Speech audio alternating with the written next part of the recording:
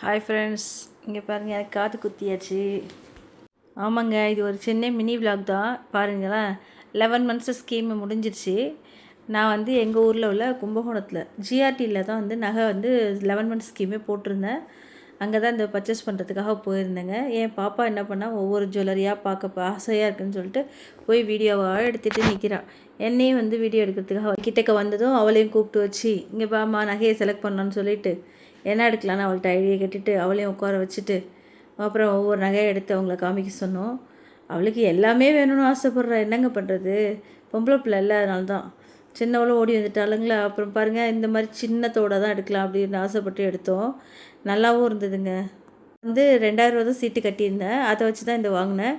அப்புறம் இதுக்கு கொஞ்சம் 90 மில்லி மட்டும் இருந்துச்சு, அதனால் இன்னும் கொஞ்சம் காசு போட்டு இதையும் சேர்த்து வாங்கிட்டேங்க, ஒரே பர்ச்சேஸாக இருக்கட்டும்னு. பாருங்கள் நல்லா இருக்கா, வச்சு பார்த்தேன், சூப்பராக இருக்கா இல்லையான்ட்டு பார்த்தேன், சூப்பராகவே இருந்துச்சுங்க.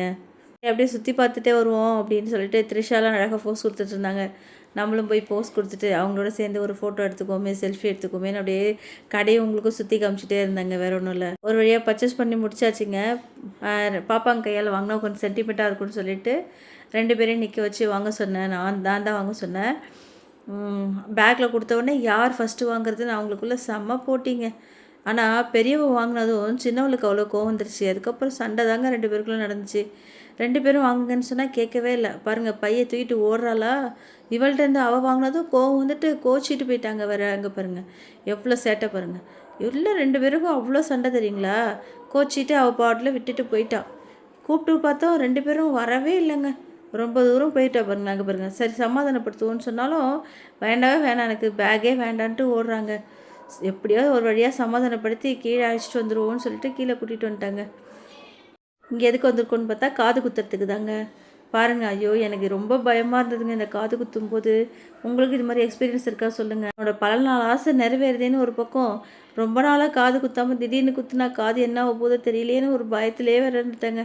ஒவ்வொரு பக்கமும் ஃபஸ்ட்டு என்ன பண்ணார், ஆப்ரேஷன் தேட்டரில் டாக்டர் என்ன பண்ணுவார், ஃபஸ்ட்டு வயிற்ற பார்ப்பார், எங்கே கட் பண்ணலான்னு பார்ப்பாங்க, மார்க் பண்ணுவாங்க, இன்ஜெக்ஷன் போடுவாங்க, அது மாதிரிலாம் யோசிப்பாங்களே.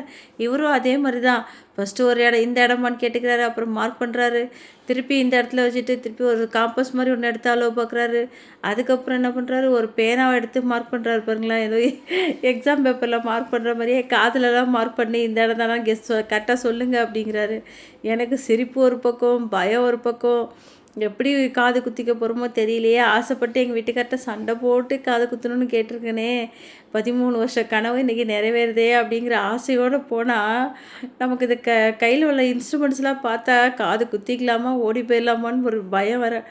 ஒரு வழியாக எங்கள் பாப்பா தாங்க வீடியோ எடுத்துகிட்டே இருக்கா. நான் சொன்னேன் க்ளோஸ்அப்பில் எடுமா, அப்போ தான் வீடியோவுக்கு நல்லாயிருக்கும் அப்படின்னு சொன்னேன். பாருங்களேன் எத்தனை தடவை மார்க் பண்ணுறாருன்னு. எனக்கு ஒரே சிரிப்பு வேறு ஒரு பக்கம் வருது. காமெடியாக இருந்தது. ஆனால் லாஸ்ட்டாக ஒரு காது குத்துறதுக்கு வந்துட்டாருங்க. அப்படியே தோடு எடுத்து வச்சு ஒரு அழுத்தினார் பாருங்க. என்னால் தாங்கவே முடியல. ஆனாலும் வலியை பொறுத்து தான் ஆகணும். ஆசைப்பட்டால் மட்டும் பத்தாதுங்க, அதை அனுபவிக்கிறதுக்கு வலியும் தேவை தானேங்க. இப்போ பாருங்கள், அடுத்து இந்த காதில் மார்க் பண்ணாரா. இப்படியே என்னோட டென்ஷனை பிபி அதிகமாக்கிக்கிட்டே இருக்கார் பாருங்களேன். இவர் என்ன பண்ணுறதுன்னு தெரியலங்க. சரி இதோட முடிஞ்சிடும் அப்படின்னு நினச்சிட்டு பார்த்தா அதுக்கப்புறம் திடீர்னு ஒரு பயம் வந்துடுச்சு எனக்கு. குத்தி விடுவாரா இல்லை ஏதாவது பிரச்சனை பண்ணுவாரான்னு தெரில. இங்கே பாருங்கள் இப்போ தான் ஃபைனல் ஸ்டேஜுக்கு வந்துட்டோங்க.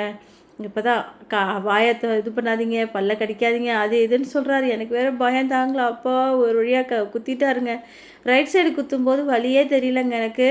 இதோ இந்த மாதிரி ஒரு ப்ரெஷரோடு தான் இருந்துச்சு. ஆனால் லெஃப்ட் சைடு குத்தும்போது தான் ரொம்ப பயமாக இருந்தது எனக்கு. வலிக்கவே இல்லைங்க, அதனால தான் சிரிப்பு வந்துருச்சு எனக்கு.